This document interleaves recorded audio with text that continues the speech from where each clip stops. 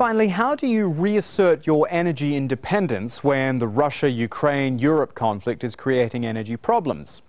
Well, one nation believes it has the answer. Go green, says Denmark. Lawrence Lee explains now from Copenhagen. Denmark's energy revolution is being achieved without fanfare, but its significance could be huge.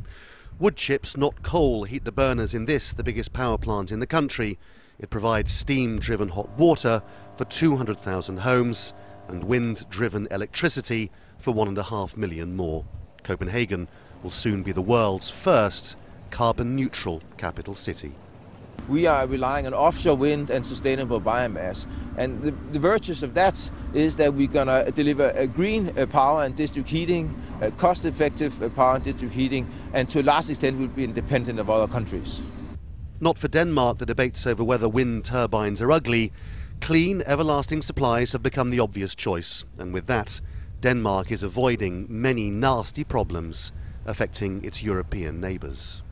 There's barely a country in Europe that doesn't have enormous challenges working out where its energy is going to come from in the future. Nuclear is expensive and complicated. Fracking is deeply unpopular. Get your gas from Russia.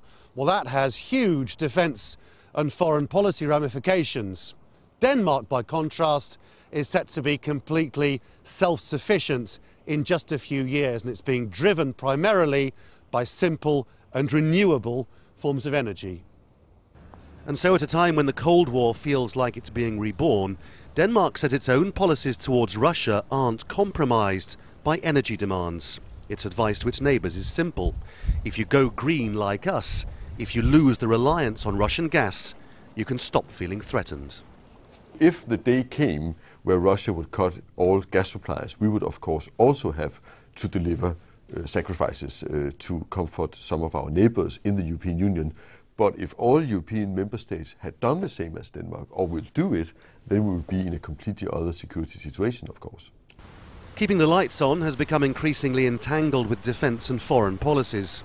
If European governments don't want to be environmentally friendly out of choice, the Danish argument that it's better for their own security looks extremely compelling.